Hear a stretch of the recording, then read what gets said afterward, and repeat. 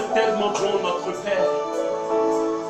Je ne cesserai jamais de t'adorer. Oh, éternel Dieu, je suis compté parmi les vivants en ce premier dimanche de ce mois de mai. Je suis parmi les vivants et je veux t'adorer. Je veux te rendre gloire. Je veux te dire que tu es bon. Je ne cesserai pas de t'adorer. Je ne cesserai pas, Seigneur, de t'adorer. Je ne cesserai pas de t'adorer. Je ne cesserai pas, mon Dieu, de t'adorer. Je ne cesserai pas, non, non, de t'adorer.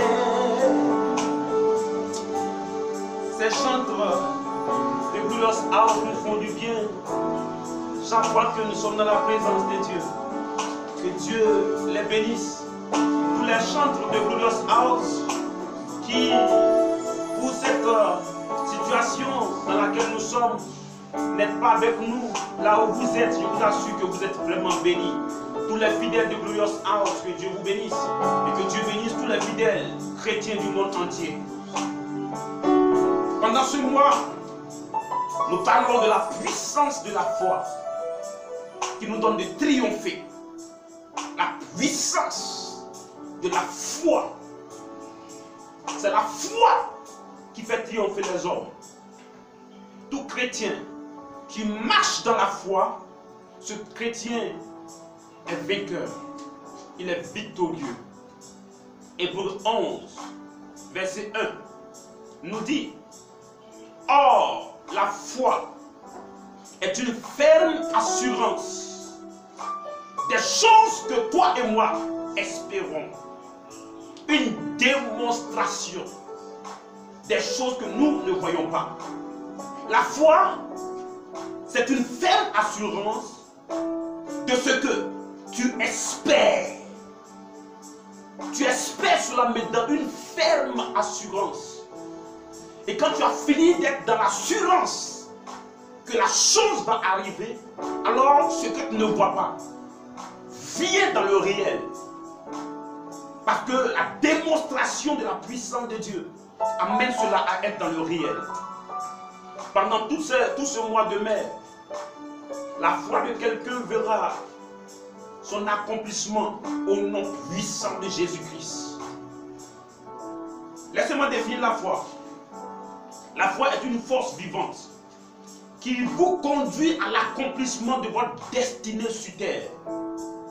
C'est pourquoi vous verrez dans le livre de Habakkuk 2, verset 4, il dit: le juste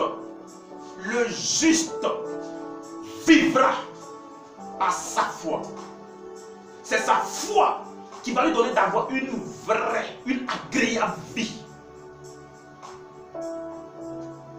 La foi est une vertu surnaturelle qui produit des résultats illimités dans le monde réel. C'est une vertu surnaturelle, quelque chose qu'on ne voit pas, mais qui a des produits, des résultats dans le monde réel.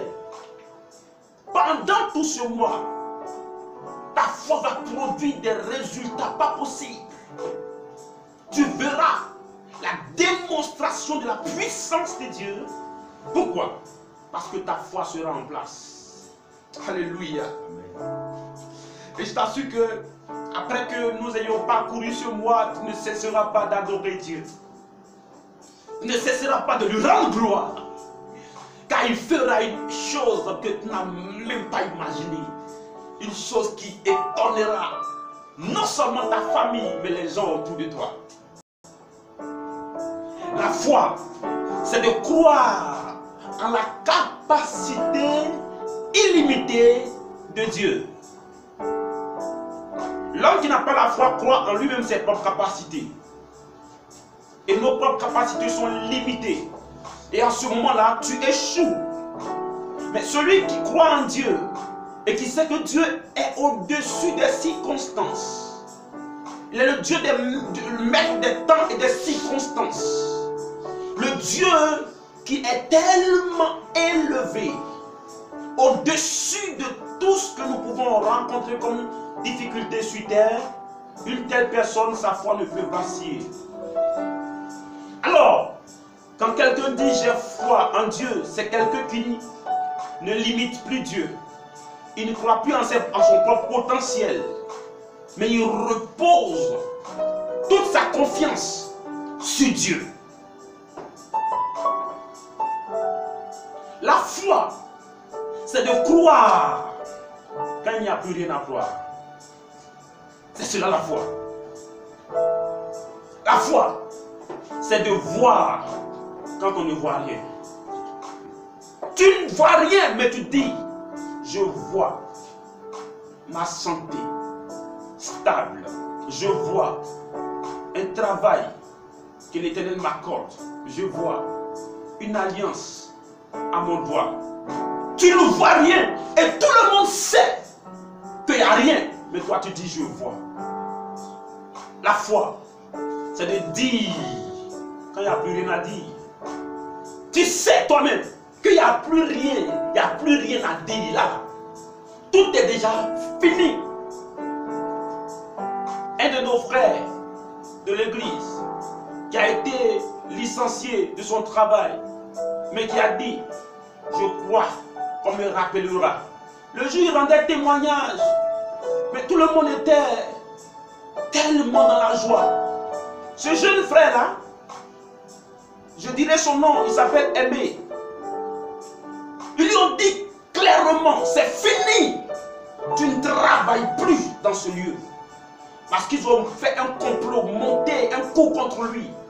Et il m'a appelé, il m'a dit, homme de Dieu, tu as dit que ceux qui ont la foi ne doivent pas désespérer, mais voilà la situation qui est devant moi. Et je lui ai dit, tout va bien, on me connaît pour ça. Je lui ai dit, tout va bien.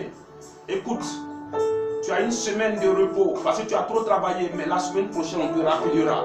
Et il m'a dit, amen, je crois. Il ne voyait plus d'issue. Il n'y avait plus rien à dire. Parce que la lettre avait été signée. Mais il est venu rendre témoignage. Et tous les glorieux peuvent témoigner de cela. Il est venu rendre témoignage. On m'a rappelé à mon boulot. Donc la foi parle. Quand il n'y a plus rien à dire. La foi c'est d'avancer quand il n'y a plus d'issue. Quand il n'y a plus de porte. Tu sais qu'il n'y a plus de porte, mais tu dis, moi je sais, j'avancerai. Car l'Éternel, le Dieu vivant, m'accompagnera. Ceux qui ont foi en Dieu savent que Jésus est la meilleure porte. Vous verrez cela dans le livre de Jean 10, verset 7. Il dit, je suis la porte par laquelle passent les brebis. Alors, quand il n'y a plus de porte physique, ceux qui ont la foi regardent la porte surnaturelle qui est Jésus. Car cette porte ne se ferme jamais. Alléluia. C'est la vraie porte. Quand toutes les portes sont bloquées, la porte surnaturelle, la porte Jésus n'est jamais bloquée.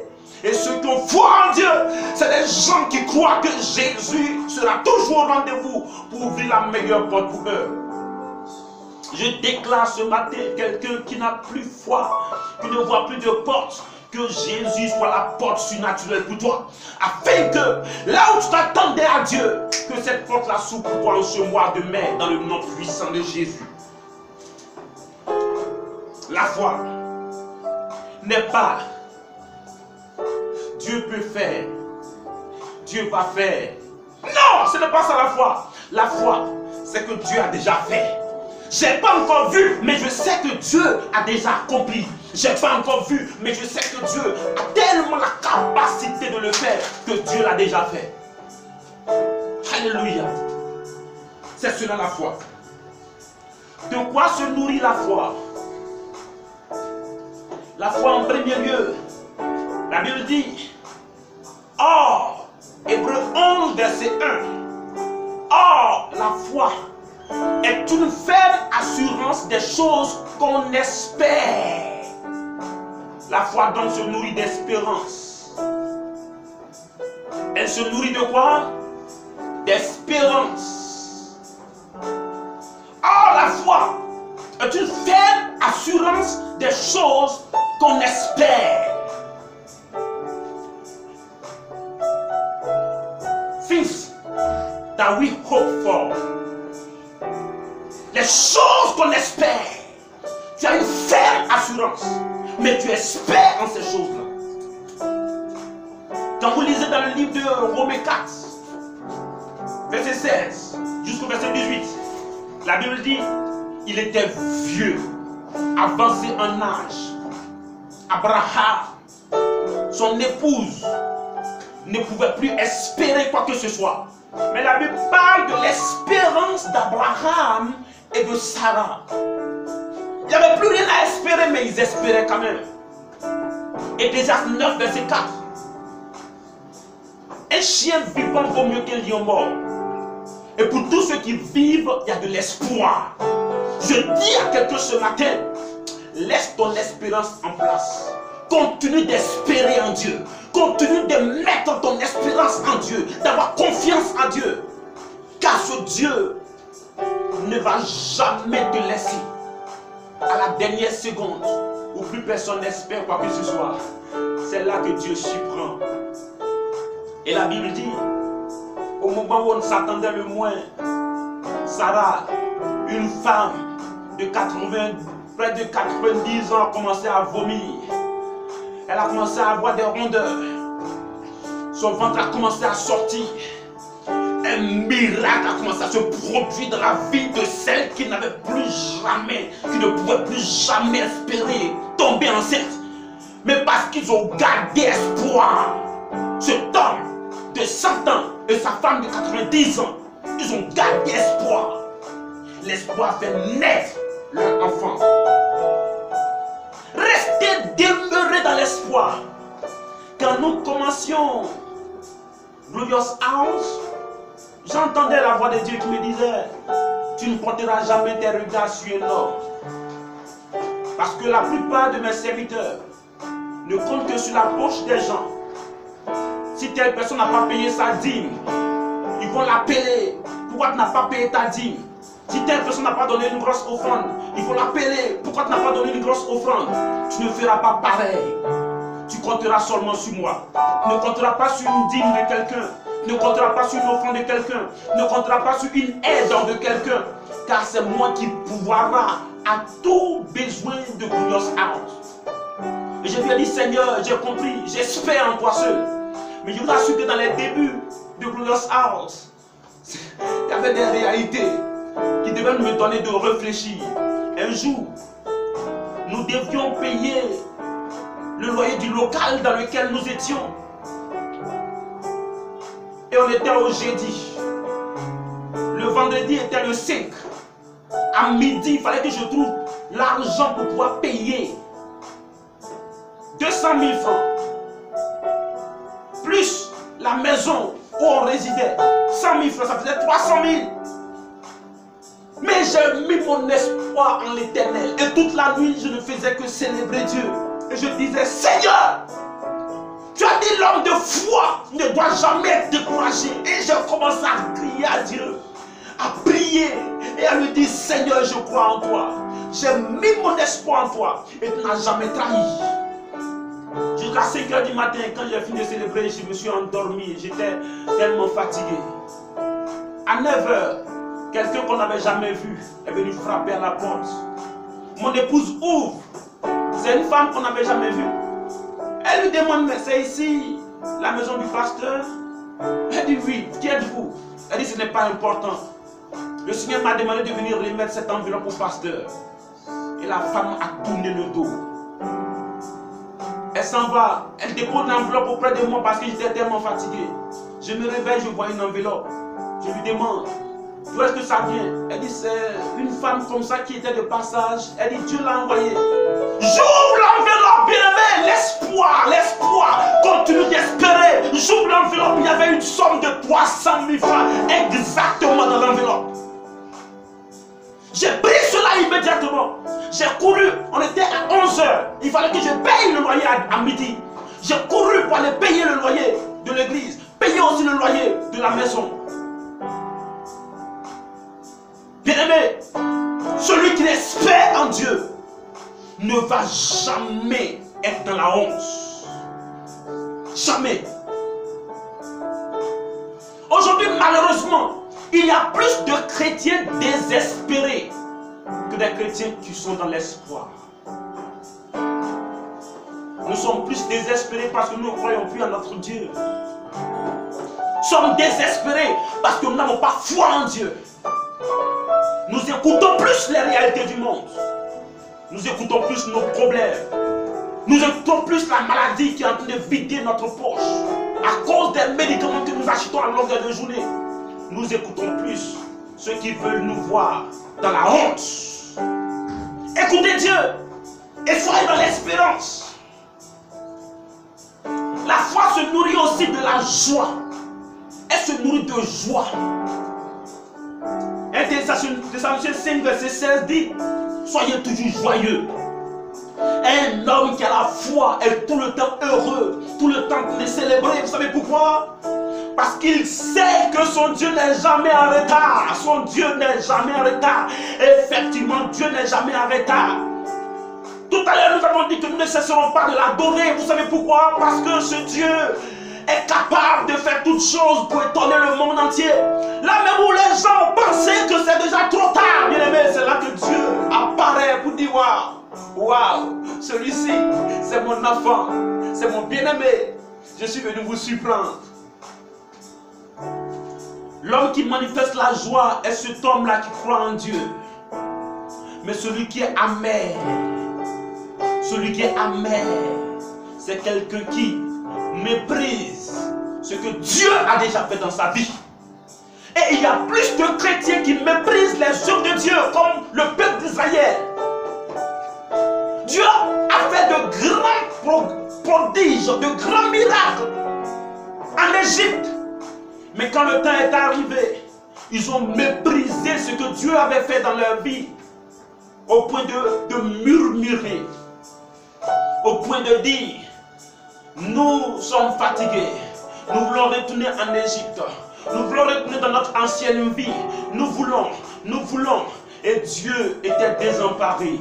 Alors, j'ai fait tellement de grandes choses dans vos vies, mais vous continuez de murmurer, de parler contre moi.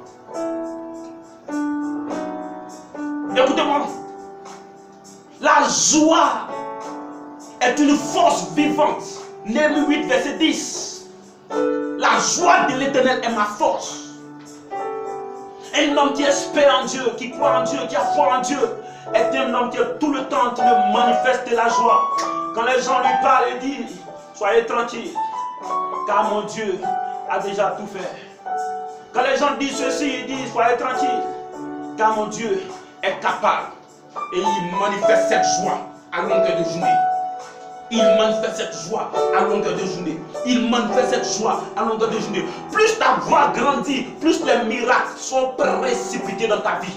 Plus ta joie, tu es dans la célébration, tu es en train de louer Dieu. Tu crois en Dieu, tu le loues, tu danses, tu célèbres Dieu. Tu te dis, ce Dieu-là, je sais qu'il exaucera mes prières. Il fera pour moi. Plus tu célèbres Dieu, plus tu danses, plus tu loues, plus tu adores, mieux le Seigneur te reconnaît comme son fils.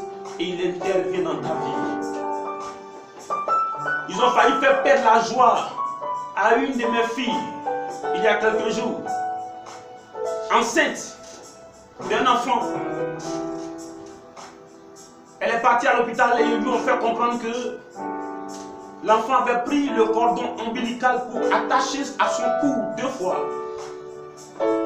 Et ils lui ont fait comprendre que sa grossesse était à risque. Et ils lui ont fait comprendre tellement de choses. Et quand elle m'a expliqué cela, je lui ai dit, écoute-moi très très bien. Il ne faudrait pas que tout ce qu'on t'a dit affecte ta foi au point d'être triste, parce qu'elle a passé son temps à pleurer avant de m'appeler. Et je lui ai dit une seule chose, commence à célébrer Dieu pour ce résultat qu'on t'a donné. Car pendant que je déclare ce matin, l'Éternel change le verdict des médecins. Après ce Une autre échographie, on lui dit, l'enfant est en état de siège. Ça, c'est trop gros français. Ça veut dire quoi? L'enfant là, quand il va venir, dans les normes, l'enfant vient par la tête, mais l'enfant va venir par les pieds. Donc là, c'est césarienne. On ne peut plus rien faire. Non seulement son cou est attaché, mais il est encore en état de fauteuil, en état de trône. Ça, c'est le verdict qui est dit à ma fille. Écoute-moi très bien. Le Dieu Tout-Puissant que je prie, en qui je crois, il m'a dit de célébrer, de ne jamais pleurer. Et je lui ai posé une question. As-tu déjà vu une chienne, quand elle va aller mettre bas, on dit, bon, comme elle ne peut pas mettre bas, on va l'opérer. Elle dit non. As-tu déjà vu une vache? Elle veut mettre bas. Et puis on demande pardon. Attendez d'abord, elle ne peut pas mettre bas. On doit l'opérer avant qu'elle ne mette bas. Elle dit non. Je dis alors, je déclare, toi qui es enfant de Dieu, les chiennes ne prient pas pour accoucher naturellement. Les vaches, les animaux ne prient pas pour accoucher naturellement. Tu n'auras besoin d'aucune prière. Je déclare seulement, va et accouche naturellement. Avant-hier nuit, elle m'appelle encore. Ah, homme de Dieu, actuellement c'est devenu, je lui ai dit ce n'est devenu rien. Tu accoucheras naturellement. Hier, les deux m'appellent, elle et sa soeur m'appellent pour dire, homme de Dieu, célébrons Dieu. Histoire de cordon attacher le cou de l'enfant. L'enfant était en état de ciel, tout ça. Dieu a repositionné toutes choses. J'ai accouché d'une petite fille sans aucun problème. Actuellement, je suis en pleine santé. Et nous allons continuer dans la joie, dans la célébration. Imaginez-vous que cette nouvelle qui était venue, j'avais pris la nouvelle et que elle et moi, nous commencions à pleurer, à se demander, mais pourquoi Seigneur? Mais pourquoi? Je vous assure que Dieu n'aurait pas accompli son miracle. Prenez la peine. Quand des décisions viennent qui ne vous font pas plaisir, prenez la peine de célébrer Dieu. L'homme de foi est tout le temps dans la réjouissance. Il est tout le temps dans la célébration. C'est quelqu'un. Rien ne vient affecter sa joie. Je déclare que ta joie soit intacte à partir de ce matin dans le nom puissant de Jésus-Christ. La dernière chose que je veux dire en ce matin, l'homme de foi, c'est quelqu'un qui se nourrit de la parole de Dieu. Car la Bible dit dans le livre de Romains 10, verset 17, or, la foi vient de ce qu'on entend. Et ce qu'on entend vient de la parole de Dieu. La foi, ça fait quoi? Ça vient de ce qu'on entend. Ce qu'on entend vient de la parole de Dieu. Il y a une révélation qui est derrière. Ce que tu entends venant de Dieu crée la foi en toi. Ce que tu entends venant du diable crée la peur en toi, crée le doute en toi. Ce que tu entends venant des œuvres de ce monde crée la peur en toi. Ça crée le doute en toi. Qui est-ce que tu entends chaque jour? Entends-tu Dieu? Ou encore entends-tu les réalités de ce monde? Si nous choisissons d'entendre Dieu, de rentrer dans la parole de Dieu, d'écouter Dieu, Dieu garantira nos vies. Entendre Dieu, ça peut être une révélation que tu reçois dans la parole de Dieu. Entendre Dieu aussi, ça peut être une prophétie, une parole prophétique que tu reçois d'un homme de Dieu. Je me souviens, un de ces jours, un de mes fils, parmi les chants qui ont chanté tout à l'heure, il était très mal en point. Et l'opération qu'il devait faire devait coûter 1 million, près de 300 000. Et ce qui était grave, c'est que le médecin opérant, le chirurgien a dit, c'est une opération qui est tellement délicate qu'on peut rater. Et si on rate, il est parti. Quand il m'a annoncé ça, il a commencé à rire. Il m'a dit, papa, c'est sérieux, prions. Et je lui ai déclaré, je dis, le Dieu vivant que tu sais ne permettra pas que tu passes par cette opération. Il a eu foi à la parole prophétique.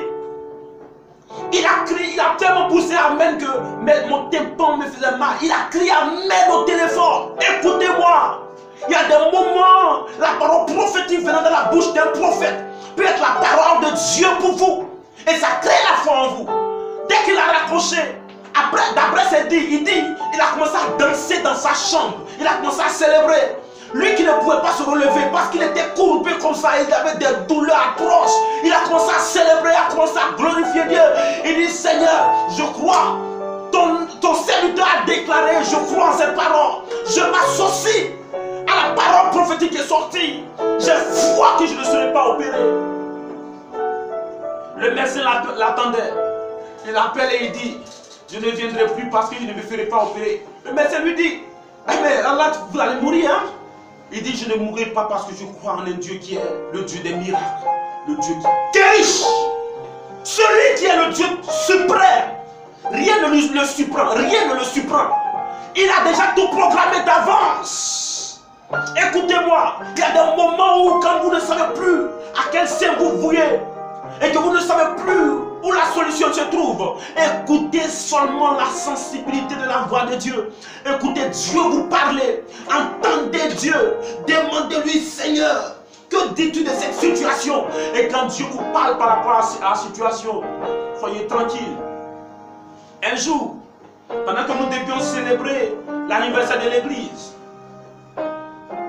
on a tout organisé. C'était dans les débuts de l'église. Donc, financièrement, sérieusement, c'était waouh. On a tout planifié, mais il manquait la somme de 100 000 francs.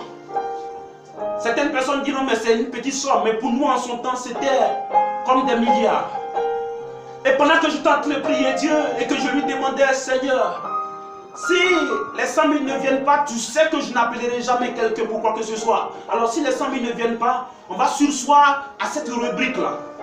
Et avant même de finir de prier, il me dit, lève-toi. Il me suis levé. Il dit, sors. Je suis sorti. Il dit, va dans les rues. Et j'ai commencé à me promener. J'ai dit, mais Seigneur, je vais où? Il dit, va seulement. Je suis parti quand j'ai rencontré un monsieur. Quand il m'a dit, hey, prophète, comment tu vas? Il dit, je vais bien. Il dit, j'ai appris que vous avez l'anniversaire de l'église là. Il dit, oh, on est en train de préparer ça. En tout cas, tout va bien. Il dit, alors, vous ne pouvez pas faire l'anniversaire de l'église, ça que moi je n'intervienne. Et il dit, attends, j'ai combien même sur moi? Il enlève, quand il enlève de sa poche comme ça, c'est 100 000 francs. Il dit, ah, c'est tout ce que j'ai sur moi, hein. Et ça peut vous aider. Je vous assure. Ça ne peut pas nous aider, ça boucle tout. Alléluia. C'est ce que Dieu avait préparé pour nous. Quand j'ai pris les 100 000, je vous assure, j'ai commencé à courir dans la rue jusqu'à arriver à la maison. Je me suis agenouillé et j'ai commencé à glorifier Dieu. Seigneur, tu es fidèle. L'homme de foi n'a jamais été trahi par Dieu. Si ta foi est en place, je t'assure, pendant ce mois de mai, mon Dieu te surprendra. Prie avec moi là où tu es et dis, Seigneur, fortifie ma foi. Mets ma foi en place. Car en ce mois, quelque chose de grand doit s'opérer dans ma vie. Quelque chose de puissant doit s'opérer dans ma vie. Pendant ce mois de mai, je verrai ta gloire s'accomplir dans ma vie. Lève ta voix et prions ensemble. Au nom puissant de Jésus, Seigneur, je déclare que ma foi soit en place pendant ce mois. Que ma foi soit en place pendant ce mois. Que ta puissance, Seigneur Dieu, se déploie dans ma vie. Afin que ma foi, Seigneur, accomplisse quelque chose d'agréable dans ma vie au nom puissant de Jésus. Le juste vivra par sa foi. Seigneur, que ma foi provoque quelque chose de grand, de puissant. Merci Seigneur, au nom puissant de Jésus-Christ. Ce mois commence. Alors je vais proclamer quelque chose dans la vie de quelqu'un. Pendant tout ce mois, pendant que là où tu es, tu lèves tes mains au devant de Dieu. Je prophétise en tant que prophète de l'Éternel. Pendant tout ce mois, tous tes détracteurs, ils te verront passer et ils ne pourront rien contre ta vie au nom de Jésus-Christ. Tout sorcier de ta famille, tout esprit démoniaque, tout démon qui en voudra ta vie. La Bible dit dans le livre de Psaume 7, ils creuseront une fosse, mais ils tomberont dans la fosse qu'ils ont creusée. Je déclare, tout complot, toute fosse, tout piège qui t'a été tendu, que eux-mêmes tombent dans leur propre complot, leur propre piège, au nom puissant de Jésus-Christ. Je vais déclarer dans la vie de quelqu'un pendant ce mois, quelles que soient les difficultés qui seront autour de ta vie, que Dieu t'amène à être dans la lumière. Ce mois sera un mois de témoignage pour quelqu'un. Si tu as dit Amen, voici ton témoignage qui arrive là où tu es. Ce mois sera un mois de miracle pour quelqu'un. Ce mois sera un mois où tu vas étonner tes adversaires. Tu vas étonner tes ennemis. Tu vas être une lumière qui éclairera ton monde. Ce mois-ci ne sortira pas de ce mois sans que tu n'aies eu ton miracle. Dis Amen et reçois ton miracle au nom puissant de Jésus-Christ. Que la gloire de l'Éternel vous accompagne. Très bonne semaine à vous. Que Dieu vous bénisse. Amen, amen et amen. Shalom chez vous.